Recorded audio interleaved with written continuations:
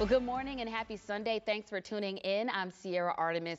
Well, it's been a rainy start to your morning, but will that rain continue throughout the day? Thanks, Vaughn. Developing this morning, Orangeburg authorities, they need your help to find a man who they say left the hospital but still needs treatment.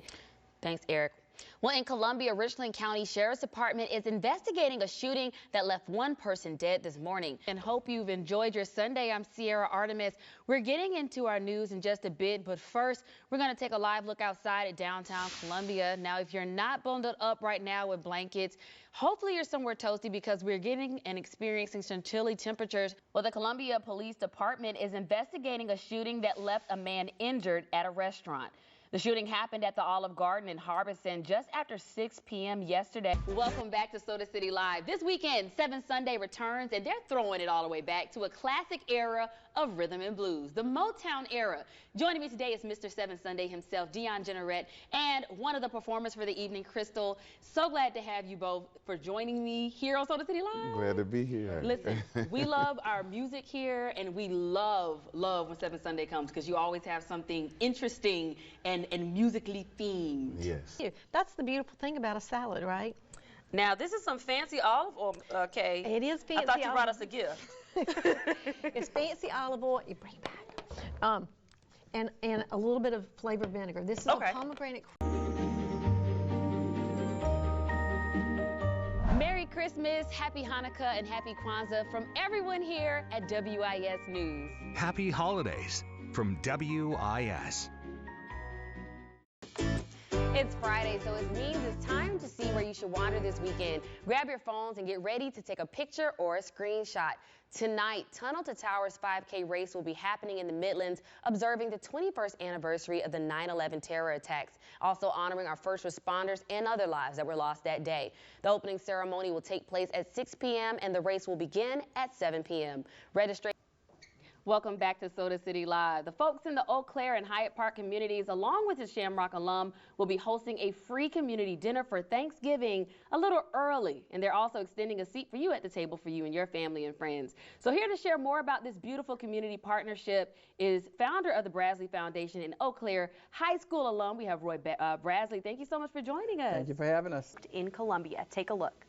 All right, everybody, we're going to get ready to shake things up. We're going to show you how to make a drink at home, but we're gonna do it right here in our studio for now. I'm joined today by bartender from Smoke, Jake, and I'm so excited. We have all these ingredients in front of us, and I'm ready to get started. So, Jake, tell us what we're making today. We're making a drink called Open Sesame.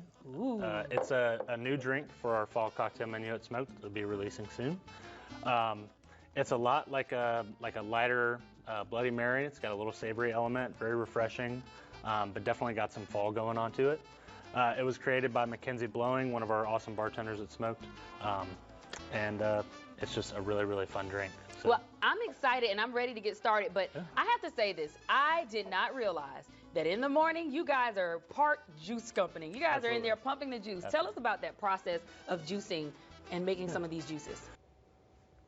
All right, I got a confession. I've never seen the Goonies, so I have no clue what all that's about. But as you mentioned, I know it's a fan favorite of many people out there, and so I'm sure a lot of people will be lining up to maybe buy that house.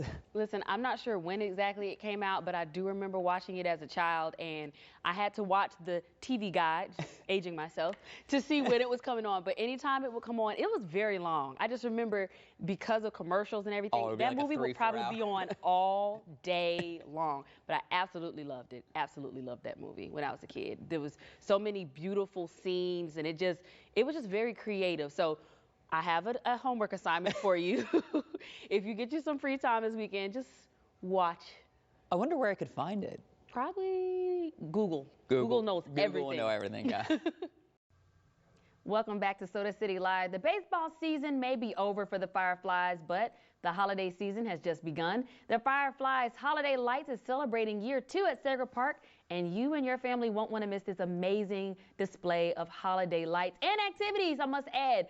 Joining us today to share more about this amazing attraction is Columbia Fireflies team president Brad Shank, and we're so glad to have you joining us today. Thank you. We're excited to get the lights rolling. Yes. Yes. Oh my goodness. So I had an opportunity to go on opening night. Absolutely. It was phenomenal. Yep. How the lights sync up with the music. Yeah. It's so many lights. I mean, you could see the stadium from miles away. We just knew we were coming. So for our viewers who may not have had a chance to check it out in these past 4 days, because we're 4 days in, or last year, tell them how this idea came about. Yeah, this was actually something that came out of COVID. You know, we were in that COVID year when we weren't playing baseball. We weren't really sure what we could or couldn't do. So we were trying to find ideas, and we started talking. Ended up talking to a guy named Chris, who actually has done a light show in Branson, Missouri.